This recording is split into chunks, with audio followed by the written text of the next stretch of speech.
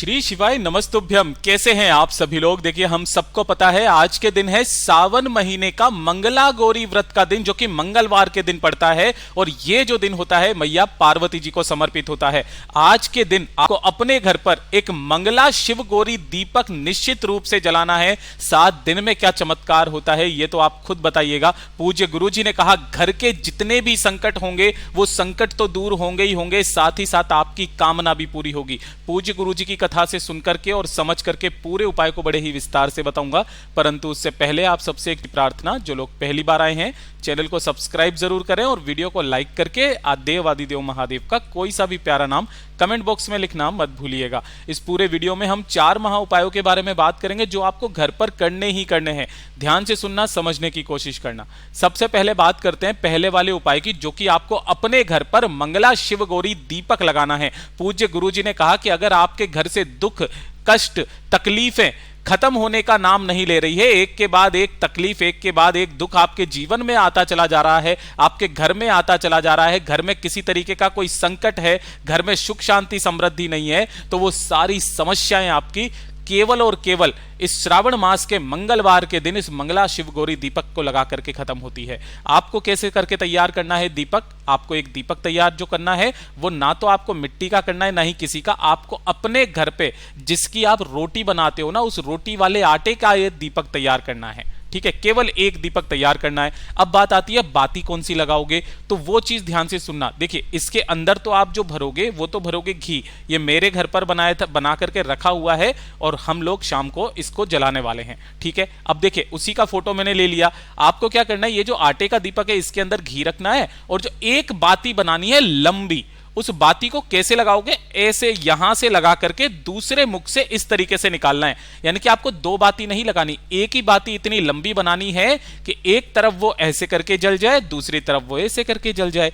एक होगी शिव के नाम की, एक होगी गौरा के नाम की, है ना। ये जो 2 बत्तियां आपको इस तरीके से जला लेनी है। समझ आ गई बात? केवल एक बाती बनानी है, दोनों मुख पर निकाल देनी है। इसी के साथ में आपको लेने होंगे 7 चावल के दाने, जो कैसे होने चाहिए, अक्षत होने चाहिए, पूर्ण होने चाहिए, कहीं से भी खंडित ना हो, इस चीज का ख्याल रखना।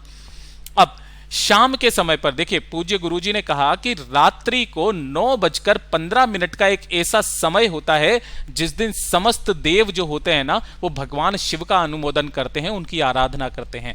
आपको रात्रि को कितनी, रात्रि को 9:15 के बाद में, है ना, चाहो तो आप उसी समय पर इस दीपक को जला करके तैयार कर लेना और तैयार करके आपके घर का जो मंदिर है ना वहां पर आपको इसे जला देना है। जला दोगे, किस तरीके से जलाओगे, ऐसे करके, और दोनों की दोनों बत्तियों को आपको प्रज्वलित कर देना है। किनका नाम लोगे?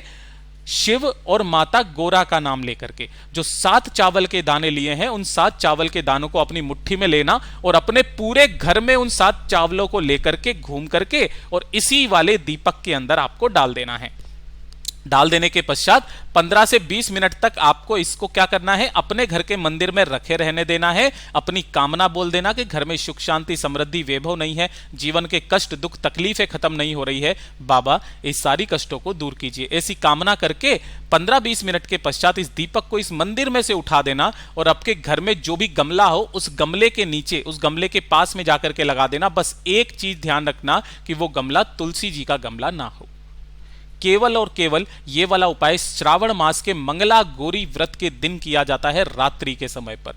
पूज्य गुरु जी का बहुत अद्भुत और अचूक उपाय है, जरूर कीजिएगा। और ये जो दूसरा वाला उपाय है इसे तो आपको करना ही नहीं है, मतलब करना ही है। जितनी भी माता है बहनें मेरे इस वीडियो को सुन रही हैं, देख रही हैं ना, अपने जीवन में प्रेम व्यवहार को बढ़ाने के लिए, अगर पति पत्नी के बीच में लड़ाई झगड़ा बहुत होता है, क्लेश बहुत ज्यादा होता है आपके परिवार में ना, तो एक छोटा सा उपाय आप सभी लोगों को करना है इस मंगला गौरी व्रत के दिन। या तो आप इस दिन कर लो, या फिर जो शिव पार्वती मिलन का जो दिन होता है शिवरात्रि, उस दिन करना। केवल ये 2 ही दिन ऐसे होते हैं सावन के अंदर जिस दिन इस उपाय को किया जाता है। आपको क्या करना है, लेना होगा कपूर का, सॉरी, आपको लेना होगा कनेर का फूल। कनेर का कौन सा फूल लेना है आपको? ये वाला जो पीला फूल होता है ना, इस तरीके का। मैं आपको क्यों बता रहा हूं, क्योंकि देखिए कनेर का फूल सफेद भी होता है, कनेर का फूल इस रंग का भी होता है। आपको गलती नहीं करनी है, पीले कनेर के फूल लेने हैं, कुछ इस तरीके से ले लोगे और इन पीले कनेर के फूल की आपको माला बनानी है। कितनी भी ले सकते हो, लेकिन इस कनेर के फूल की आपको बनानी होगी माला। और 1 लोटा शुद्ध जल अपने घर का ले लेना, तांबे के कलश में, ठीक है। और इसे लेकर के कोई भी स्त्री कर सकती है, पुरुष कर सकता है, कोई भी कर ले, लेकर के पहुंचना भोलेनाथ के मंदिर शिवलिंग के पास में, उत्तर दिशा की तरफ मुख करके खड़े होकर के सबसे पहले एक लोटा शुद्ध जल आपको भोले बाबा की शिवलिंग पर समर्पित करना है। ओम नमः शिवाय, श्री शिवाय नमस्तुभ्यम का स्मरण करते हुए शिव शक्ति के नाम से। किनके नाम से करोगे? शिव शक्ति के नाम से करोगे, माता महागौरा के नाम से करोगे। और जो एक कनेर के फूल की माला आपने बनाई है वो आपको इतनी लंबी माला बनानी है कि उस माला को जब आप पहनाए तो जो शिवलिंग के ऊपर मटकी लगी हुई रहती है ना, उस मटकी से जब आप पहनाना स्टार्ट करें तो वो माता अशोक सुंदरी के स्थान तक पहुंचे। मतलब कहां तक? ये शिवलिंग को नीचे यहां पर टच होनी चाहिए, इस स्थान पर। इतनी लंबी आपकी माला हो, अपना नाम और गोत्र, अपनी जो भी समस्या है लड़ाई झगड़े की, पूज्य गुरुजी ने तो यहां तक कहा कि अगर तलाक तक बात पहुंच गई है ना, एक बार करके देख लीजिएगा, बात वहीं की वहीं रुक जाएगी। पूज्य गुरुजी का इतना अद्भुत और अचूक उपाय है, जरूर कीजिएगा। बात करते हैं तीसरे वाले उपाय की। ये होगी आपकी बड़ी से बड़ी इच्छा पूर्ति के लिए, कामना पूर्ति के लिए। अगर आपकी कोई मनोकामना पूरी नहीं हो रही है तो इस मंगला गौरी व्रत के दिन अपनी कामना पूर्ति के लिए इस उपाय को करना बिल्कुल भी मत भूलिएगा। देखिए आपको क्या करना होगा, इस तरीके से लेने होंगे बेलपत्र। कितने बेलपत्र लेने हैं आपको? 2 बेलपत्र लेने हैं जो कहीं से भी खंडित ना हो।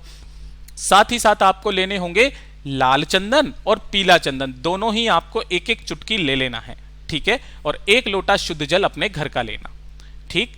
इन्हें लेकर के आपको पहुंच जाना है भोलेनाथ के मंदिर शिवलिंग के पास में। वैसे तो पूज्य गुरुजी ने कहा कि अगर आप बेल पेड़ के नीचे एक पार्थिव शिवलिंग का निर्माण करें और एक छोटी सी पिंडी मैया पार्वती जी की बना करके वहां पर इस उपाय को करेंगे ना, इसका 100 गुना फल की प्राप्ति होती है। लेकिन अगर किसी कारणवश आप नहीं जा सकते हो, है ना, बहुत सारे कारण होते हैं, बारिश आ गई या घर में कोई काम हो गया या किसी कारणवश आप वहां पे मंदिर में नहीं जा सकते हो, बस सॉरी बेल पेड़ के नीचे नहीं जा सकते हो। अगर आपके घर में बेल पेड़ है तो वहां कर लीजिएगा, ठीक है। नहीं है तो आप मंदिर में जाओगे, मंदिर में जाकर के उत्तर दिशा की तरफ मुख करके बैठ जाना, ठीक है। और बैठ करके सबसे पहले आपने 1 लोटा शुद्ध जल भोलेनाथ की शिवलिंग पर समर्पित करना है। ओम नमः शिवाय, श्री शिवाय नमस्तुभ्यम का स्मरण करते हुए। और जो 2 बेलपत्र आपने लिए हैं, इन दोनों बेलपत्रों का क्रम ध्यान दीजिएगा।